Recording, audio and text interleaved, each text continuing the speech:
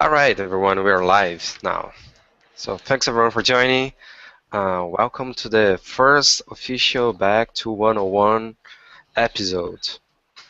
I'm listening to myself. Okay, that's better now. So, well, the goal of these Back to 101 sessions is to go over the computer science foundations again, not only because we have forgotten the foundations. It's been a long time since we saw them for the last time.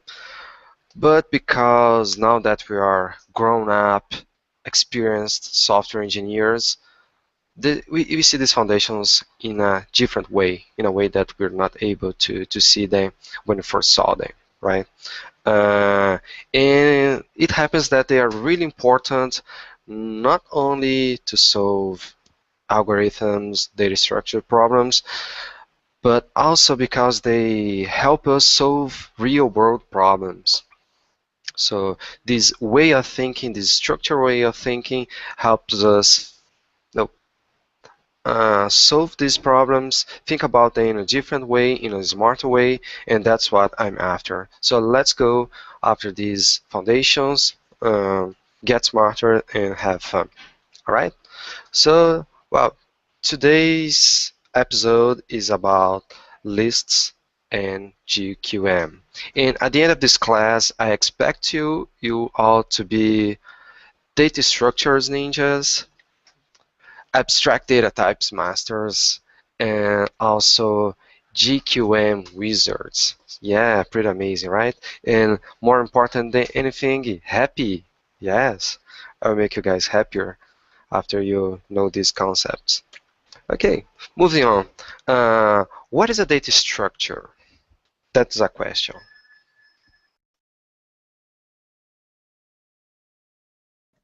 Is a date that is structured. Or Hmm.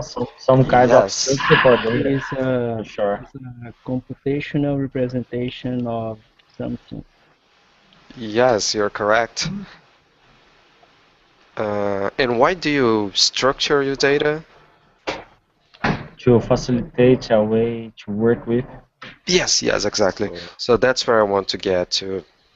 So a data structure is basically a particular way of storing and organizing your data in a computer so that it can be used efficiently, right?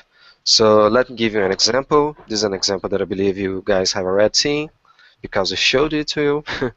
It's the parentheses and brackets matching problem. So giving a set of parentheses and brackets, braces, you want to find whether they are matching correctly or not. So in this example, you can see that they match. So in that case, your algorithm should return true or okay. But in this second case here, you see that they do not match, right? Right. So, The presentation vanished. I'm sorry? Okay, it's back. Okay. All right. So, well, in this problem, you see that there is something about the nature of the problem that you can map directly to a data structure, and that will help us solve this problem. The thing is, well, after you open a bracket, the next thing should be no a closing bracket or no another opening bracket, and you should close them before uh, you open new things. So this is basically the same idea of a stack, right? So in this phrase here, you have this hello world, this is a test, and then you add the parentheses, and then you add the curly braces, and you know that the next thing is either you add a new thing, or you should remove something that corresponds to what's on the top of the stack. So in this case, your data structure is basically helping you solve a problem more easily, more efficiently. Okay? So that's a data structure. And well, what data structures do you guys know? Uh, Trees. Trees. Yes, trees are data structures. Uh, Lists. Lists. Yeah. What Maps. else? Maps. Array. Yes. Q. Anything else? All collections are some kind of Stack. Yes, collections are stack. Another one. So those are all collections, right? We have like heap. You guys know what a heap is? Yep. Yep. No. Kind of. I Yeah. don't know. A long time I don't without know. dealing with this. Yeah. On the next episode, you're gonna find out what a heap is. Nice one. All right. So moving on. What is an abstract data type? It is something works as a model to a new types. Mm-hmm. Yeah. I was guessing that because the abstraction object orientation use Yes. abstraction Yeah. as a Yeah. model for new types. Yeah. You can definitely use object-oriented programming to implement your abstract data types. Any other guesses? Okay, so let me answer that for you. So an abstract data type is a set of data values and associated operations, okay, that are precisely specified independent of any particular implementation. Does that make sense to you? Yes. So what is the difference between an abstract data type and a data structure? Not depending on implementation. Yes, yes, that's part of it. Yeah. I think the main difference is that, I'm listening to myself, so can someone mute here at VTech? So I think the main difference is that you have the associated operations. You really abstract your data structure and also the operations that work on. I'm still listening to myself. Okay, yeah, I muted you, Edward. So I think the main difference is that you abstract your operations, right? You have all operations and implementations abstracted somehow. So object-oriented programming could be a way of doing it, but it's a more high-level representation of your data. You don't care about how it's actually stored, how it's actually structured, but you just use its interface. All right. So moving on. What abstract data types do you guys know?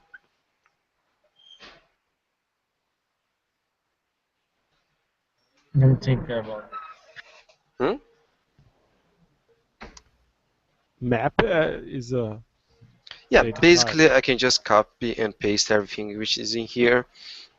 The difference is that in an abstract data type, you will have all the operations here encapsulated somehow inside the structure, right?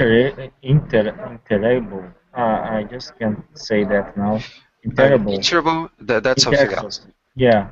That's something else. That's a design pattern which helps you to iterate over the data inside a data Mhm. structure.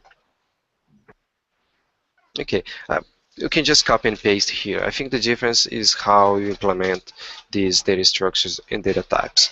So now let's talk a little bit about the Java world. Okay, let's get a little more real. So in the Java world, uh, what are the data abstract data types that you are used to use in your software written in Java?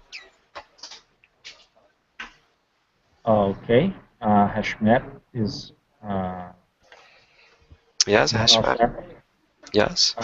List, of course, we have been using it a lot. Mm-hmm. Tree set is another one. Mm-hmm.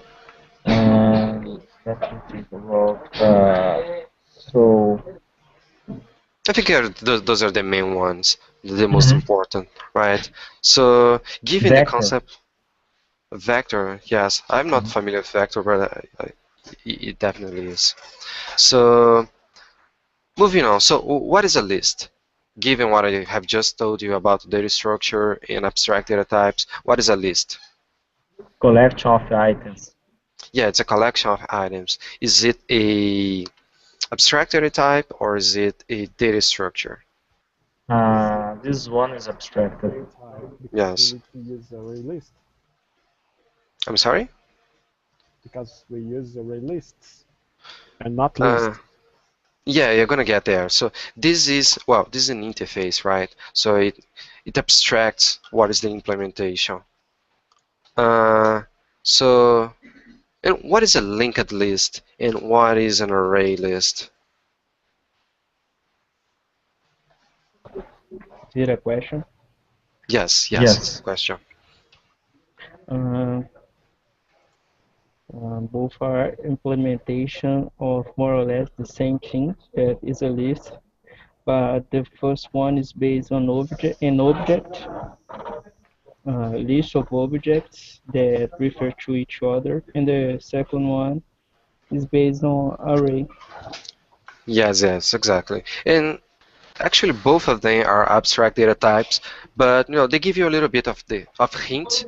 They give you an idea about its implementation, right? So as Donnie said, could be different implementations. So linked list and array lists are implemented in different ways, and that's what I'm going to cover now. Uh, but before, I'd like to ask you, why do you think they give? Listening to myself, I think it's Chris and Gush. Okay. Anyone else? Okay. I still can listen to myself. All right. Thank you, whoever did it. Sorry, I lost where I was. So, why does Java give you, no, why do they tell you what's the implementation of these lists, right? Why did they just not abstract it? No idea? Could you ask again? I didn't understand the question. Yes, I can. So, why does Java let you know what is the implementation of a list and lets you choose different implementations for a list? To see what suits you better in your code, what you need to do with them. Yes, exactly. So they have different, no, there are different use cases where they perform better. So I'm gonna give you, well, we're gonna cover that. So before it, let's just go over the, no, the implementation of those guys. So as Donis was saying, a linked list is a list where the elements have references to other elements, right? And that's how you create a list. You are creating links between those elements, right? So you have a head, which is a pointer or a reference to the first element of the list, and then you have that element, and that element, of course, points to the next, and so on and so on, okay? Okay. And you also have a, a reference to the tail, okay? And you have array lists. Does anybody knows how array lists work? You have dynamically. I know that they first allocate 10 space, but works pretty much as an array. You can push new values on that. Well, yes, but they don't work like arrays. There's a significant difference. So what they do is Mm-hmm. they create an array first, and they add the elements there. Okay, Mm-hmm. so those are the 10 elements. You said that they allocate an array with 10 elements first, right? Yeah, when I was debugging that, I noticed when you instantiate a new release, they Hmm. allocate 10 space, and when you reach this 10, they allocate more 10, and so on. Yes, that's more or less like they do it. Okay, so those are clearly very different implementations, okay? Let's think about how we're gonna use, no, move, add, remove in those two different implementations. Let's start with the linked list. So say that I want to add a new element here, okay? I'm going to add D, okay, to this list. So how can we do it on a linked list?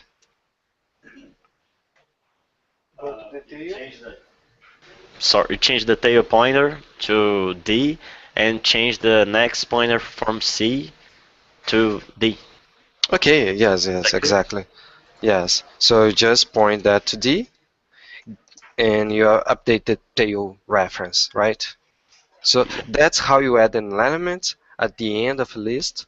But what if you need to add an element to say like the second element of the list?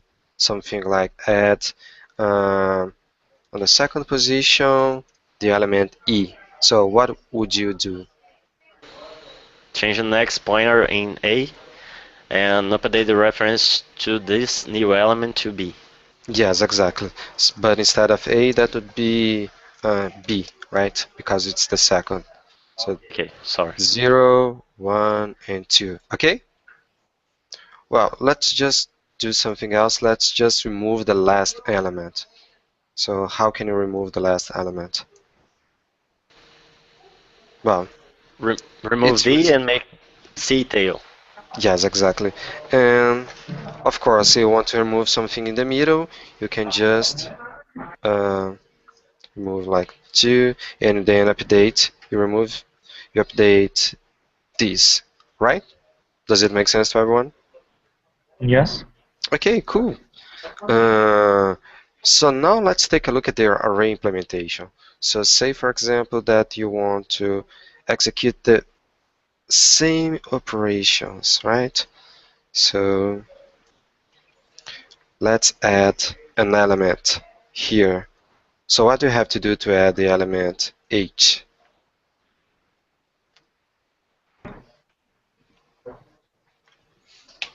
Just use the method, and they are going to the end of the list. It's became for the end of the element, Yes, end of so the just reference. you're probably gonna have a no a reference to the last element of the list, something like this, and then you're just going to add a new element and update this, right? Yes. And now it starts getting interesting. What if you want to add the element e to the second position? Add Did, the did, arguments and rebuild the array. It's really difficult to hear you, Daniel. Uh, Sorry. you had Uh, to move the other elements forward and then mm-hmm. put the new element in the array. Yeah, exactly. So what you have to do is you have to copy H here, and then G here, F here, E here, D here, and so on until you have the free space to add E. Okay? Yeah. If you want to remove the last element, it's really simple. Just update, the the pointer to the last element. And if you want to remove an element from the second position, it's basically the same. But it's basically the opposite of adding an element, right? So you just clean this space and then you move C here, D here, and so on and so forth. All right? Okay. So those are two different implementations, uh, but they have the same interface. And the reason why I'm going over this again is because it's really interesting when you compare those two implementations, because some of them would be no we perform well in certain conditions, and the other one we perform better in different conditions. And uh, these different behaviors, these different advantages and disadvantages is what we call trade-offs. And the understanding of the trade-offs in computer science is one of the most important things for a computer scientist, right? To understand these trade-offs and understand in which scenarios these different choices will perform better, right? So let's do it. Why don't we analyze these different implementations? So tell me, guys, what is the best implementation, linked list or array lists? Depend on what you are working on. If you need to operate in the middle of list, for sure the linked list is a good option. But if you are not handle the middle of list, you can use the array list. Yes, yes, of course. So there are different scenarios where these will perform worse or better, right? So Hmm. why don't you validate that? I don't trust you, Eddie. I'm sorry, I don't trust you. I want to validate that. I want numbers, okay? So Sure. let's apply this methodology called GQM that I showed you last week. I'm going to go over this again. It's really interesting. So first you define the goal. Where do you want to get? It's a very high level description where you want to get. And in my case, I want to understand the trade-offs between linked lists and array list implementations in Java. Okay? And given my goal, I'm going to describe questions. And those questions are no questions that I can answer with actual data, but they have to be no actual questions, objective questions. They can't be subjective, right? Uh, so my question is it faster to add elements at the end of a linked list? So Eddie, you told me that if I work on at the end of a linked list, it's going to perform better, right? For the linked list, add to the end, I mean add to the middle. Okay, yes, yes, you're right. What about adding to the end of the list? Um I think it's going to not to be faster than the array list. My opinion, my guess Okay. right now. Hey, you have a point, right? Because on array list, uh, I'm sorry, I'm confused. So what is your point? Yeah, yeah. If it, to add the end of the list, array list for me are going to perform better Mm-hmm. because it's quite easy for the array list implementation to do that. Mm-hmm. For the linked list, I think you are going to pick more processing for that because they are going to verify if the end of the tail of the linked list. Okay. Yeah, it does make sense. Yes. But do you know what happens when your array is full? No, Let, I so can't. let's see. What happens if I try to add an element k to an array list like this? ABC.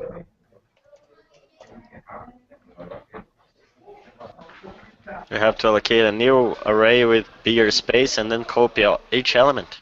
No, Yes. okay. So what you do is you create a new array with much more space. It's not exactly another array of 10. I don't remember how it grows, but basically if you want to add this new element, you have to create this new element, this new array, and then you copy elements, all the elements to the new, oops, to the new array, and then you add k. Mm-hmm. So it's very inflexible, right? Yeah. Now that you know It's this, what do very you nice. think? Uh, yeah. Now that you we stop to think more about it, looks more performant. Use the linked list Yes, for the yes. I length. think it should depend on the context because sometimes you have a idea of the size of the list, so Mm-hmm. you don't have to worry about that. Okay, yes, if it's a small list, of course, it's not going to resize often. Or if you know the size of the list, you can pre-allocate just like you do with an array. So Mm-hmm. yeah, so there are so many ways uh, to analyze this problem. But let's just do this. Let's just answer this question. Of course, there are other several questions, but let's answer this one first. Is it faster to add elements at the end of a linked list? Okay. Yes. Yes. Okay, and then you can come back and add uh, more questions. So given that question, what metric can I use to answer that question?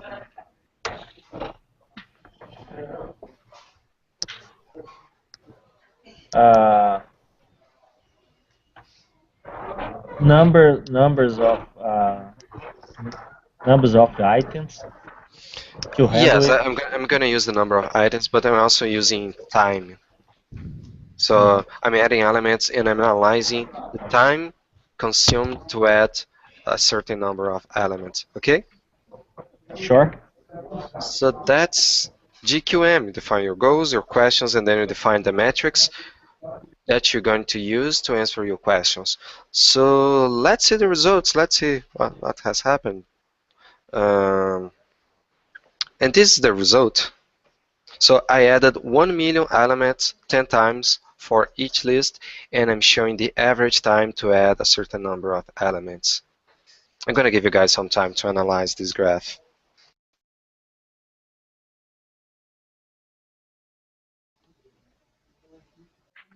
Yeah, it looks like a linked list are going to have need to more time to process how can I say that, to process the number of items.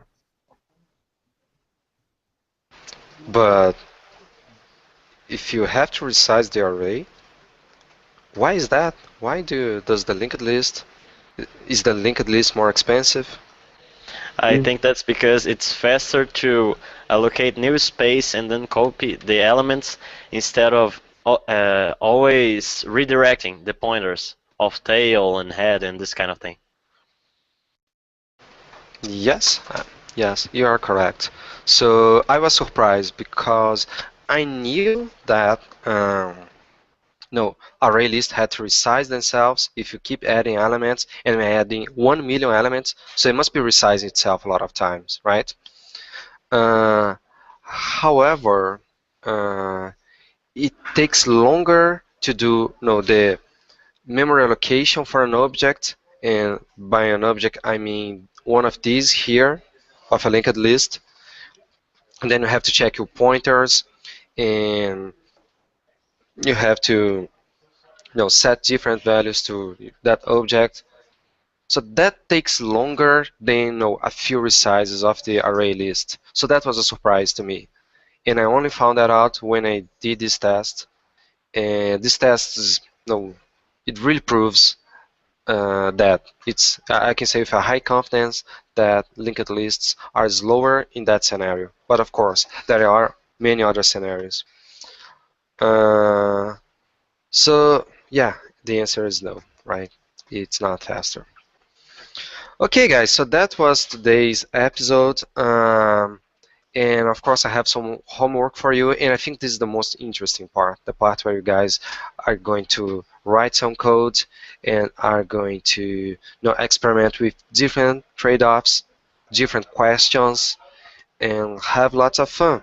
So, well, my homework is answer other questions. So, just to get you guys started, let's raise a couple of other questions.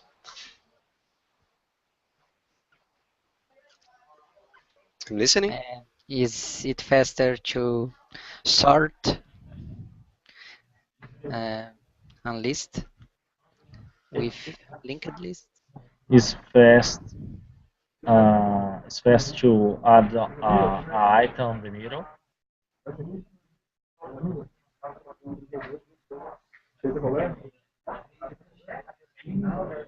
Which It's one do you fast. think is going to be faster? The linked list?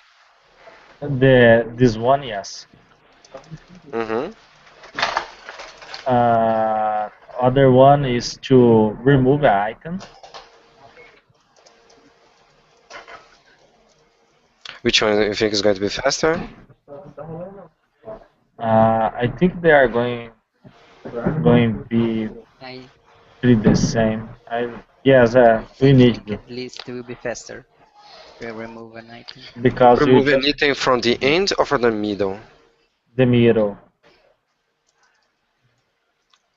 And of course, you can keep writing more questions. There's many, many, many questions. For Yeah. example, is it faster to remove elements from the middle? Or no, that's last question raised. Is it easier to add elements to the middle? Is it faster to? You can also start talking about memory consumption. So there are many different questions, and I'm going to let you guys define those questions yourselves. Okay, I think this is the interesting part. And given that, oops, this one is taking too long. Okay, gonna show it here. So my code is available here. I can show it to you. It's very simple. Okay, it's available on GitHub. You can check it out there and make improvements. So I just create the linked list. I run this experiment multiple times, and for every time I measure uh, 100 times for each execution of this experiment. I measure it 100 times, and every time I add another 10,000 elements, okay? And at the end, I just show the average. And the average is really important because sometimes it might perform worse just because there is a video playing at my computer. So if you do the experiment multiple times, you're going to eliminate those confounds. And you can see here, just keep adding elements, 3 loops, one inside the other, and at the end, it just print the result. Okay.